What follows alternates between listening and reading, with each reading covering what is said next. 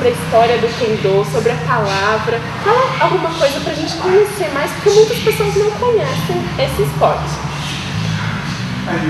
O Kendo literalmente significa caminho da espada. É originário do Japão desde o período antes de Cristo, com a primeira aparição da espada no continente do Japão, e com o passar dos séculos vem se transformando até chegar na arte e esporte que nós praticamos atualmente. E o Kendo, ele é considerado um esporte violento? Porque a gente vê que usa a espada, ele é considerado violento ou não? Para quem olha de fora, pelo ruído, o barulho, dá uma impressão de uma violência muito grande. Mas graças à armadura, que já foi incorporada ao Kendo desde o século XII, XIII aproximadamente, nós já podemos praticar um Kendo sem risco nenhum e sem violência. E assim, como que é a roupa? A roupa tem algum significado? A espada tem algum significado? Porque eles usam tipo de um capacete. Você pode falar pra gente sobre o nome, os nomes assim, da roupa, pra gente conhecer um pouco mais, por favor? A armadura que nós utilizamos, ela é inspirada na armadura do guerreiro samurai mesmo, né? E inclusive as partes que protegem a parte de baixo são praticamente, só faltam as folhas de bambu, porque o formato e o material é bem semelhante atualmente, né? Mesmo com a modernidade que nós temos hoje. Nós temos um protetor da parte de baixo que chama tare, temos um protetor de tórax que chama do, que usa para proteger os golpes no tronco, uma luva que nós utilizamos que chama kotê e uma máscara que chama men, que é a máscara que protege os golpes sobre a cabeça. E assim, tem alguns esportes que a gente sabe que usam as faixas. A pessoa começa na faixa branca e vai evoluindo até chegar na faixa preta. O Kendo tem essa evolução? Ou de faixa ou de alguma outra forma? O Kendo funciona no sistema antigo, né, feudal japonês, do Kaidan, que significa graus.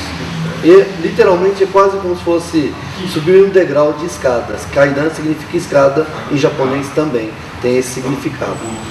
No Kendo há uma graduação de Kyu, que são classes inferiores, do iniciante, que é quinto Kyu, até o primeiro Kyu. No Brasil, muito comum utilizar apenas o primeiro Kyu, que com relação a qualquer outra arte marcial seria uma faixa antes da faixa preta e depois já é a faixa preta Shodan, e começa no primeiro grau e vai até o 10º, sendo que na história do Kendo, nas últimas décadas, tivemos de 80 para cá apenas até nonos dans, 4 professores japoneses que infelizmente já faleceram. Então o Kendo no mundo não tem nenhum graduado de nono grau mais. E como é muito difícil, então, você conseguir chegar na graduação, na maior graduação.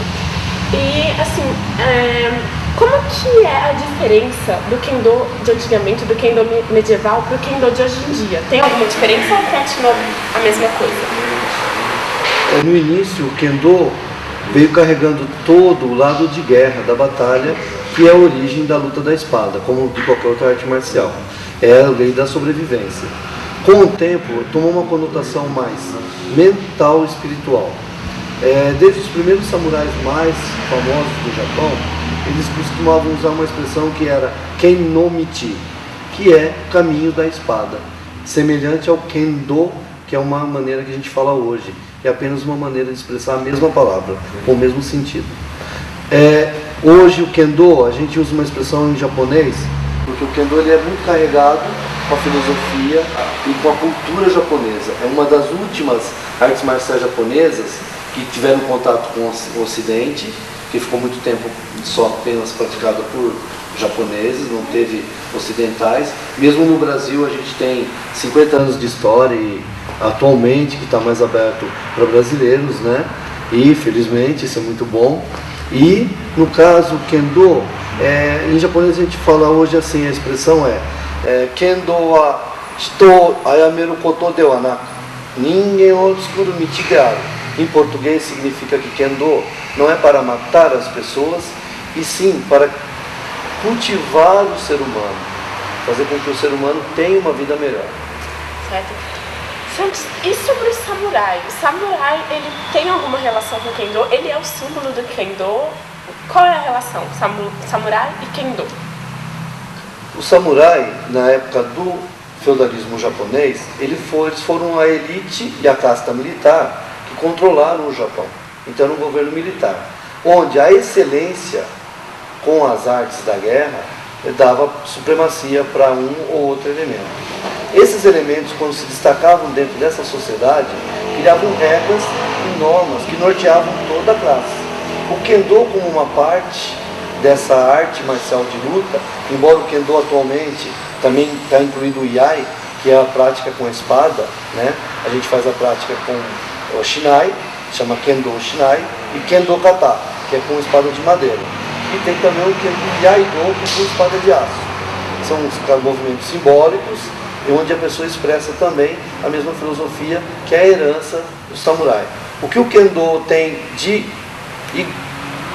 semelhante com a época samurai é que o mesmo princípio, a mesma ética que norteavam aqueles guerreiros, a mesma força de vontade, o mesmo espírito assim de batalha, de luta, de sobrevivência, é carregado no Kendo até hoje.